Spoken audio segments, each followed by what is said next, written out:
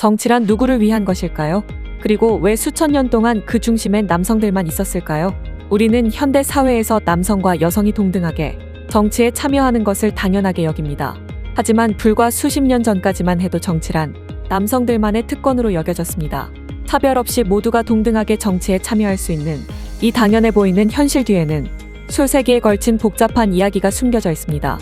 고대 그리스부터 중세의 봉건 사회, 그리고 근대의 혁명기까지 군사와 권력, 종교와 사회적 구조가 어떻게 남성 중심의 정치권을 만들어 왔는지, 그리고 그것이 어떻게 변해왔는지 함께 그 흐름을 따라가 볼까요? 고대 그리스, 그 이름만 들어도 철학과 민주주의가 떠오릅니다. 하지만 민주주의의 발상지라 불리는 이곳에서도 민주주의는 모두를 위한 것이 아니었습니다. 아테네의 민주주의는 사실상 성인 남성 시민만을 위한 제도였습니다. 이들은 아고라에 모여 정책을 논의하고 투표를 통해 결정을 내렸습니다.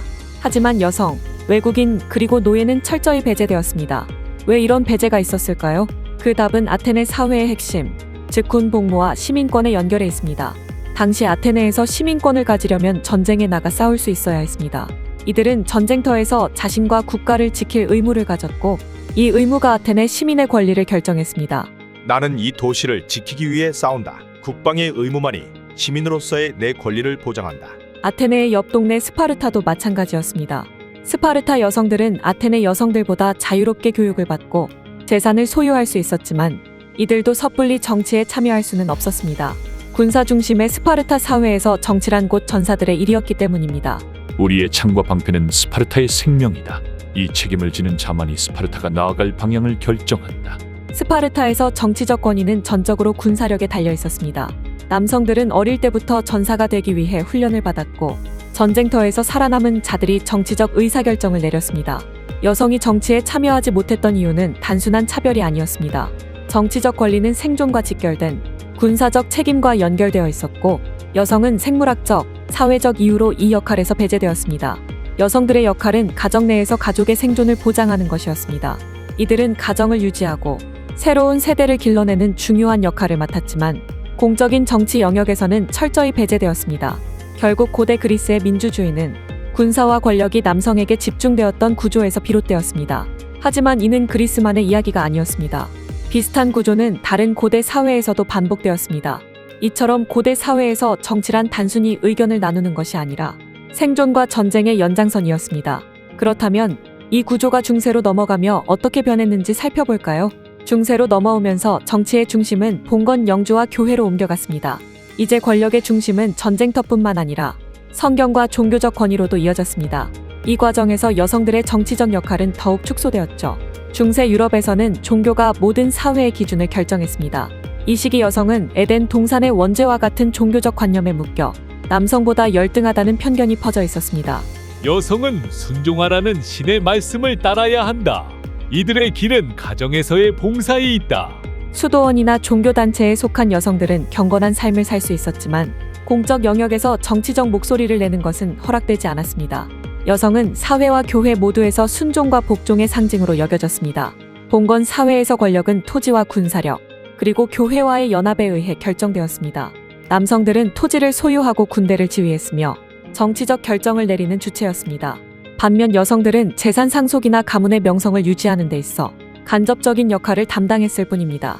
하지만 중세에도 여성들이 정치와 전쟁에서 중요한 역할을 했던 예외적인 사례들이 있습니다. 백년 전쟁 당시 프랑스의 기사 잔다르크는 신의 계시를 받았다는 명분으로 프랑스를 위해 군대를 이끌었고 남성 군인들을 지휘하며 그들의 존경을 받은 잔다르크의 업적은 지금도 기억되고 있습니다. 신께서 나를 이끄십니다. 내 조국 프랑스를 위해 싸우는 것은 제 운명입니다. 또한 프랑스 아키텐영의 공작 엘레오노르는 자신의 영토를 통치하며 중세 여성 정치인의 대표적인 사례로 남아 있습니다. 그녀는 프랑스와 잉글랜드 두 왕국의 왕비였으며 적극적으로 외교와 정치에 참여하며 자신의 영향력을 넓혔습니다. 중세의 봉건제와 종교적 권위는 여성들이 정치에서 배제되는 구조적 기반을 만들었습니다. 하지만 이러한 구조는 근대에 들어서며 큰 변화를 맞이하게 됩니다. 이제 혁명과 계몽주의의 시대에서 어떤 변화가 있었는지 살펴보겠습니다. 근대는 혁명의 시대였습니다.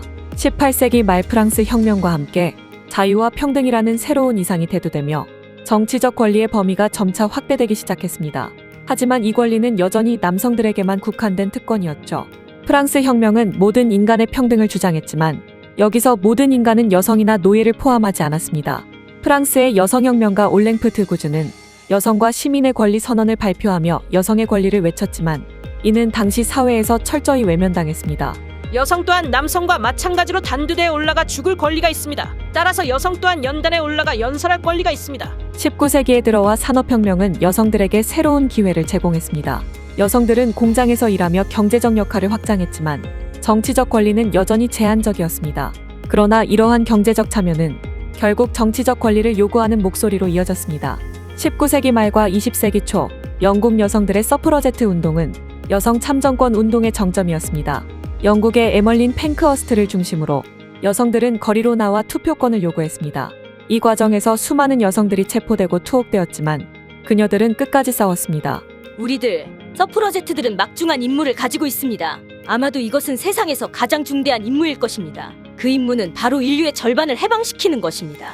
1920년 미국은 수정헌법 제19조를 통해 여성에게 투표권을 부여했습니다. 이는 전 세계적으로 여성 참정권 운동의 상징적 승리로 기억됩니다. 수많은 투쟁 끝에 여성들은 점차 정치적 권리를 확대해 나갔습니다. 많은 나라들이 20세기 중반까지 여성 참정권을 인정했으며 오늘날 우리는 남성과 여성이 동등하게 정치에 참여하는 사회를 살아가고 있습니다. 오늘의 이야기 어떻게 보셨나요? 우리는 현재의 평등한 사회와 정치 참여의 자유가 단순히 주어진 것이 아니라 수많은 세대의 노력과 희생을 통해 이루어진 것임을 알 수 있었습니다. 하지만 이 이야기는 아직 끝나지 않았습니다. 우리는 지금도 더 나은 사회를 만들기 위해 끊임없이 나아가야 합니다. 평등과 자유는 절대 공짜로 얻어지는 것이 아닙니다. 우리는 시민으로서 잘못되거나 부정한 정치와 제도가 있다면 잘못된 것을 바로잡기 위해 뜨겁게 목소리를 내야 한다고 생각합니다.